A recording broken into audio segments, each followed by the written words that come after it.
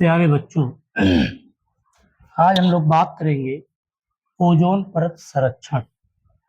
Ozone परत है क्या? ओजोन को कैसे सुरक्षित रखा जाए?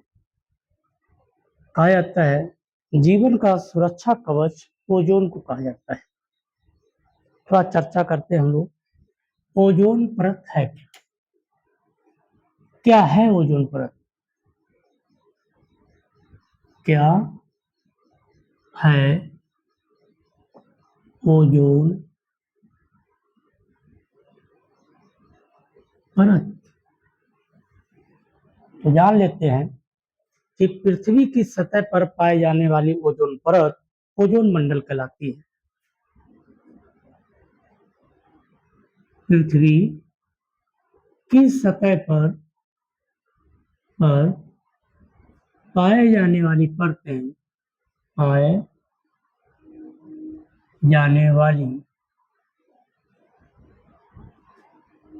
ओजोन परतें ओजोन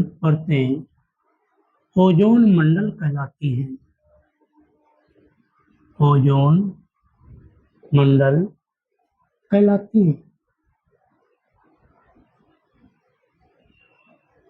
तो पृथ्वी की सतह पर पाई जाने वाली ओजोन परतें ओजोन मंडल कहलाती हैं। अब पृथ्वी की सतह में कितने मंडल हैं? पृथ्वी की सतह कितने परतों में है? तो 5 परतों में बांटी गई है। देखते हैं।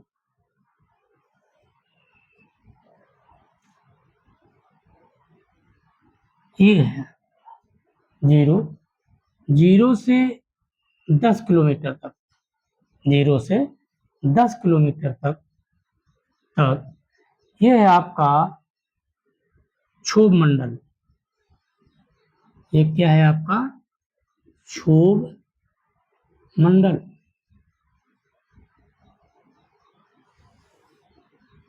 0 से 50 किलोमीटर तक ये है आपका समताप मंडल।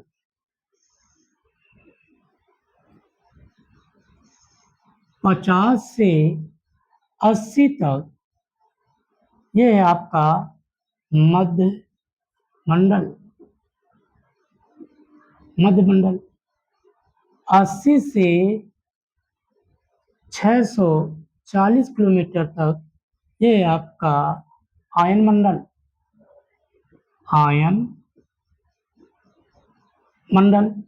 और 640 के ऊपर ये है आपका वाह मंडल।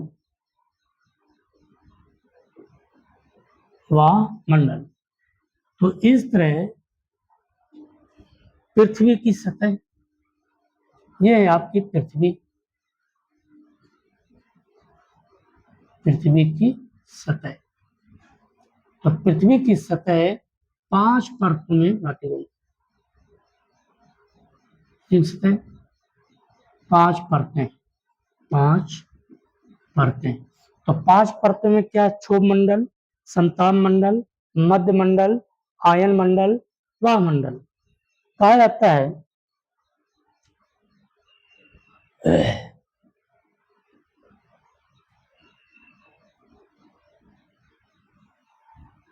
ये आपका यहाँ दक्षिणी ध्रुव है।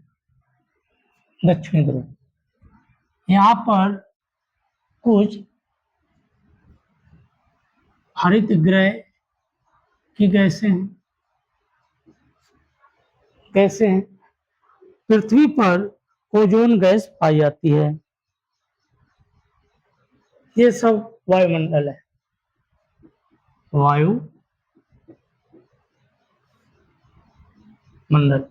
सब वायुमंडल है। तो पृथ्वी की सतह से ये सब क्या है? वायुमंडल। क्षोभ मंडल, सप्ताह मंडल, मध्य मंडल, आयन मंडल और वायुमंडल। अब जानिए, कहा जाता है कि पृथ्वी के वायुमंडल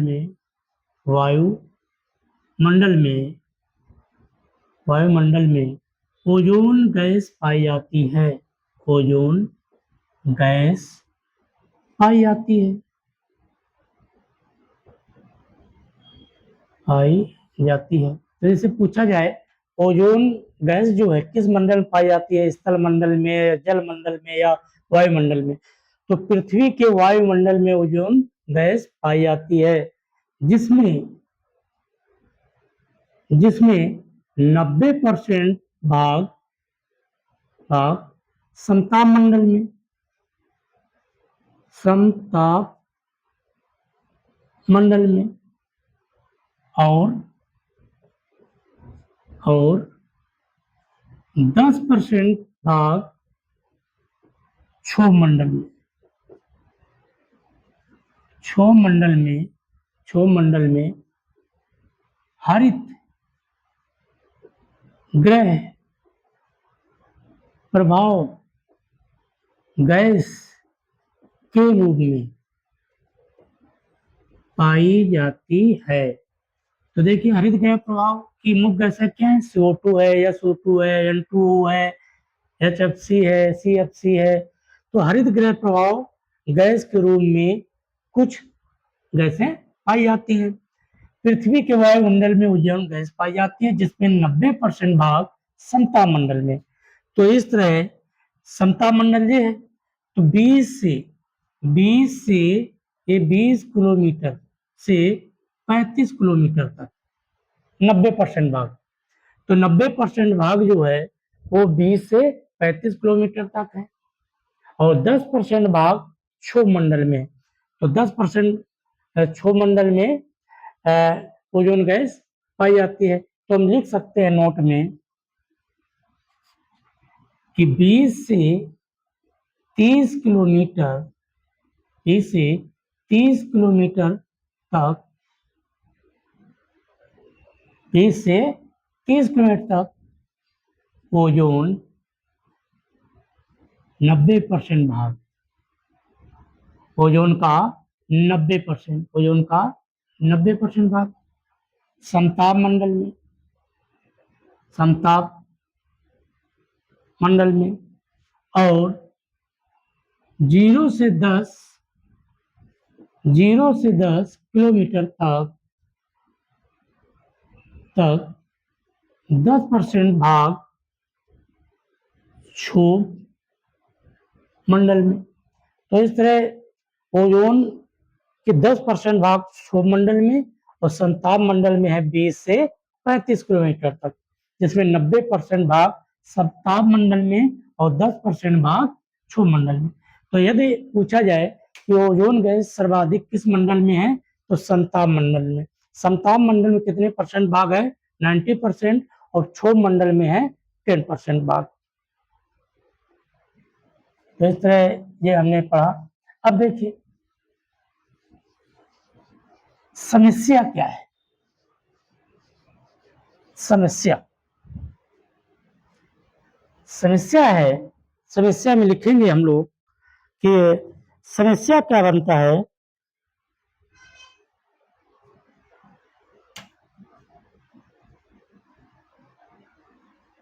समस्या यदि ओजोन परत का पतला होना स्वास्थ्य के लिए, ग्लोबल वार्मिंग के लिए घातक है। ओजोन परत का पतला होना स्वास्थ्य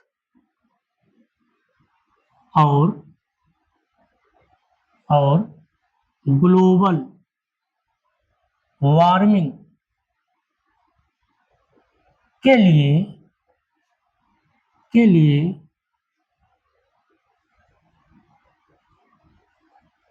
घातक है। तो इस तरह समस्या उत्पन्न होगी यदि ओजोन परत में छिद्र हो रहा है या पतली हो रही है, तो स्वास्थ्य और ग्लोबल वार्मिंग के लिए वह घातक है। कारण क्या है,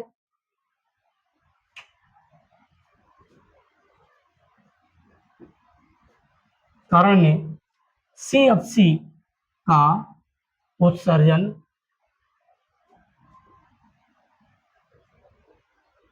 CFC का उत्सर्जन जो जो ओजोन से क्रिया करके से क्रिया करके करके क्लोरीन में परिवर्तित हो जाती है, Cl में परिवर्तित हो जाती है।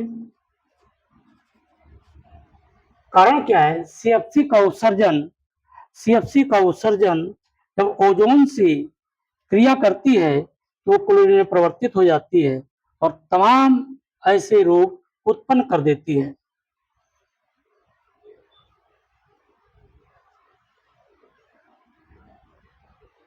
तो CFC का बढ़ना कहीं न कहीं क्लोरीन में परिवर्तित हो जाती है और तमाम घातक रोग उत्पन्न कर देती है।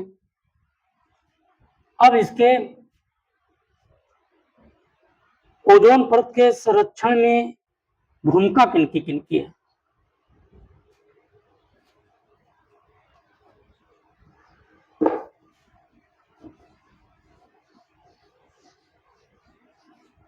देखिए, ओजोन परत में संरक्षण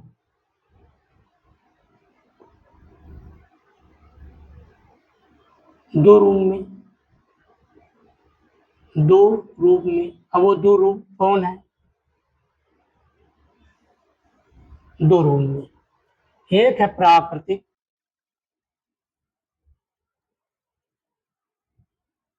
और दूसरा है मानव।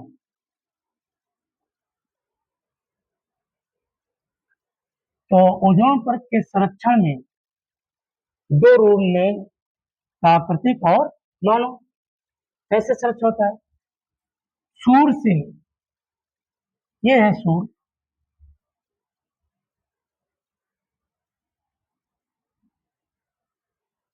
सूर्य से आने वाली अल्ट्रावायलेट किरणें, सूर्य से आने वाली अल्ट्रावायलेट किरणें, सूर्य से आने वाली अल्ट्रावायलेट किरणें, सूर्य से आने वाली अल्ट्रावायलेट किरणें जब समताप मंडल में प्रवेश करती है, जब समताप मंडल में प्रवेश करती है, तो अल्ट्रावायलेट किरणें जब समताप मंडल में प्रवेश करती हैं, ओजोन को तोड़ते हुए, ओजोन की परत को तोड़ते हुए और क्षोभ मंडल में प्रवेश कर जाती हैं। तो कुछ अल्ट्रावायलेट किरणों को ओजोन अपने में अवशोषित कर लेती है और कुछ परतों को तोड़कर अल्ट्रावायलेट किरणें तोड़ते हुए ये धरती पृथ्वी पर प्रवेश कर जाती हैं। जो पृथ्वी पर प्रवेश कर जाती हैं वो मानव के लिए कहीं न कहीं हानिकारक है और कुछ किरणें पुनः यही अवशोषित हो जाती हैं। इसीलिए तो ओजोन को जीवन का सुरक्षा कवच कहा गया। प्रकाश रूप से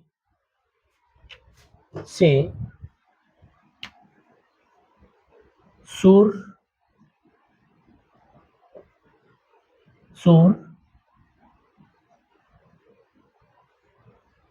की घातक अल्ट्रावायलेट किरणें और ये पृथ्वी पर पहुंचती है, पृथ्वी पर पहुंचती हैं।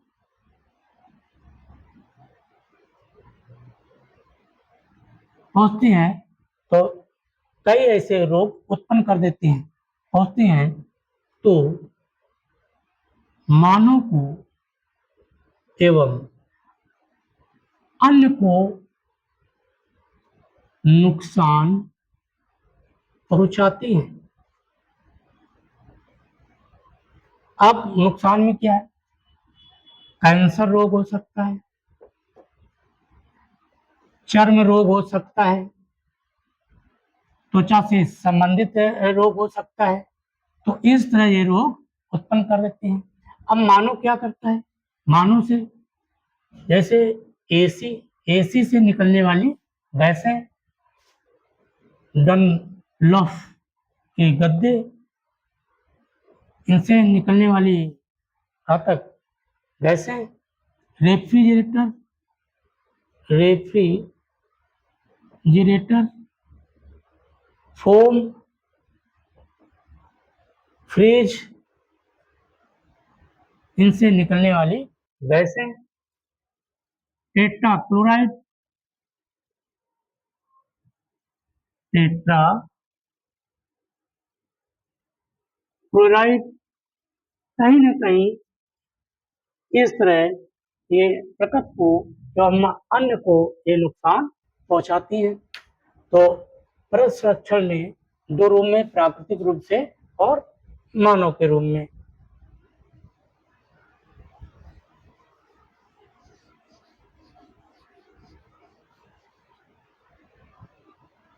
अल्ट्रावायलेट किरणें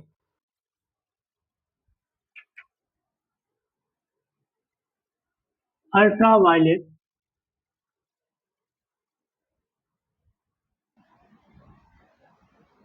ओजोन की परत को ओजोन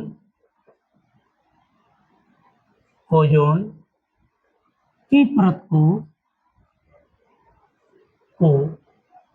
अल्ट्रावायलेट किरणें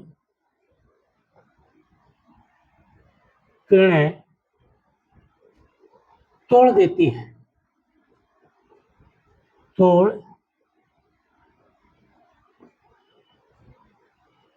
तोड़ देती है। वैसे तो ओजोन लाभदायक भी है, लाभदायक भी है और हानिकारक भी है। अल्ट्रावायलेट किरणें ओजोन को तोड़ देती है। ये है आपका ओजोन। अब देखिए, जब ओजोन को तोड़ती है, O3 को अल्ट्रावायलेट किरणें तोड़ रही हैं, तो तोड़ने में ऑक्सीजन और वो जो है मुक्त ऑक्सीजन है।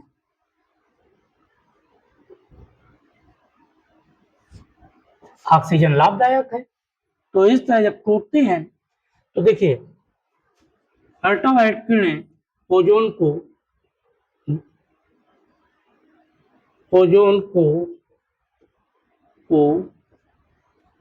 दिन में तोड़ देती हैं। तो सूर्य से निकलने वाली अल्ट्रावायलेट किरणें क्या करती हैं? ओजोन को तोड़ देती हैं, ओजोन को दिन में तोड़ देती हैं, जबकि रात में जुड़ जाती हैं। तो इस तरह ओजोन की परत को अल्ट्रावायलेट किरणें तोड़ देती हैं। ओजोन लाभदायक भी है, हानिकारक भी है। ओजोन 3 O मिलकर ओजोन का निर्माण होता है। जब अल्ट्रावायलेट किरणें तोड़ती हैं तो ऑक्सीजन और ऑक्सीजन हो जाता है। ओजोन को दिन में तोड़ देती हैं और जबकि रात में ये जुड़ जाती हैं। अल्ट्रावायलेट किरणें 3 प्रकार की होती हैं। अल्ट्रावायलेट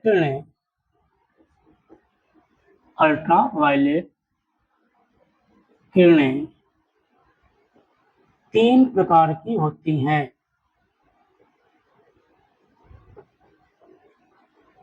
हैं। नंबर 1, अल्ट्रावायलेट ए अच्छी होती हैं।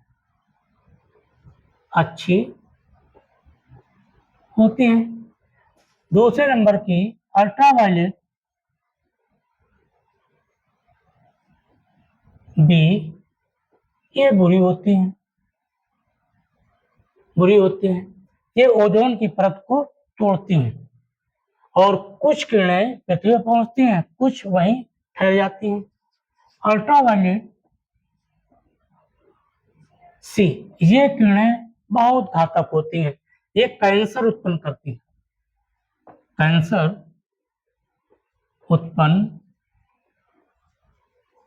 हैं। तो सबसे घातक किरणें कौन होती हैं? तो अल्ट्रावायलेट सी, जो कैंसर उत्पन्न करती हैं। तो इस तरह अल्ट्रावायलेट किरणें सी जो होती हैं वो कैंसर उत्पन्न करती हैं। ओजोन की परत को तोड़कर पृथ्वी तक पहुंच जाती हैं और मानव में भिन्न प्रकार के रोग उत्पन्न कर देती हैं।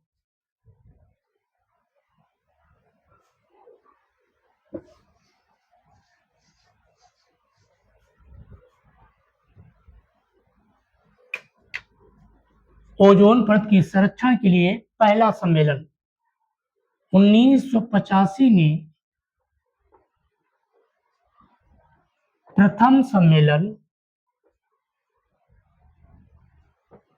प्रथम सम्मेलन वियना में किया गया। वियना में किया गया। तो 1985 में प्रथम सम्मेलन कहाँ हुआ? तो वो वियना में किया गया।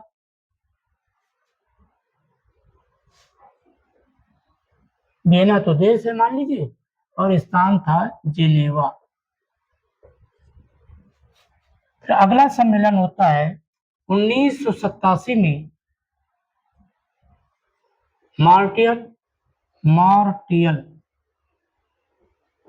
कनाडा। कि ओजोन की परत जो छिद्र हो रहा है, क्यों हो रहा है, इसके विषय में सम्मेलन किया गया। और 1990 में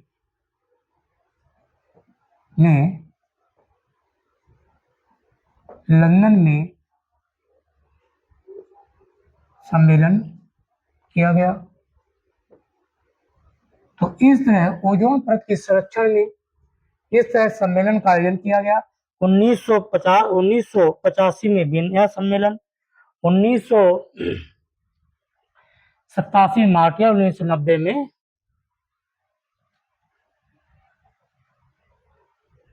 ओजोन परत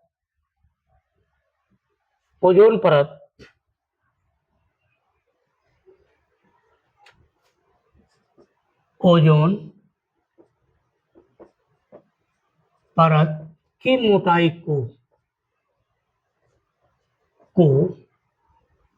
डॉप्सन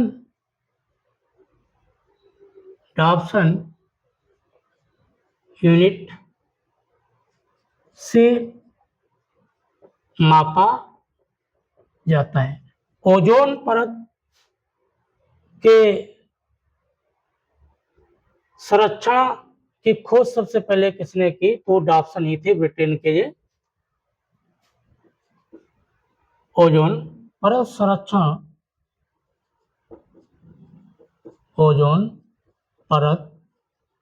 संरक्षण का सबसे पहले खोजकर्ता ब्रिटेन के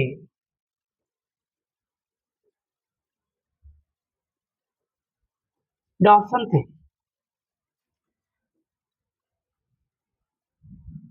ओजोन परत में छिद्र या सर्वाधिक पतली दक्षिणी ध्रुव के अंटार्कटिका। ओजोन दिवस 16 सितंबर को ओजोन संरक्षण दिवस मनाया जाता है। तो इस तरह 16 सितंबर को ओजोन संरक्षण दिवस मनाया जाता है। ओजोन की मोटाई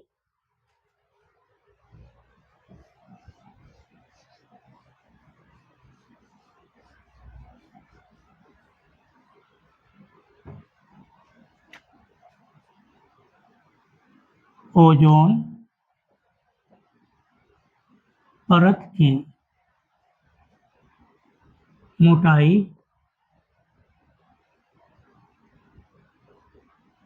अधिक बसंत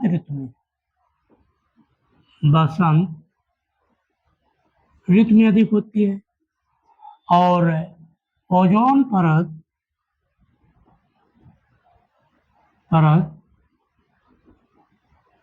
ओजोन परत की अधिक वसंत ऋतु में, कम वर्षा ऋतु में होती है। वर्षा ऋतु में होती है। तो इस तरह ओजोन परत की मोटाई सर्वाधिक जो है वर्षा ऋतु में होती है, वसंत ऋतु में होती है, जबकि कम जो है वो में होती है।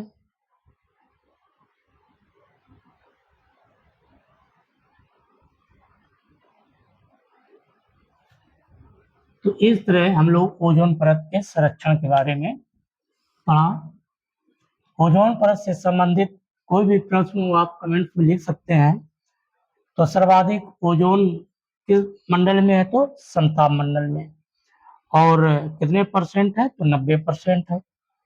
पृथ्वी की सतह वायुमंडल कितनी है? 5 वायुमंडल, आयनमंडल, मध्यमंडल, संताप मंडल और क्षोभ मंडल। दक्षिणी ध्रुव में अधिक पतला परत होता है। इस तरह हम लोग ओजोन परत संरक्षण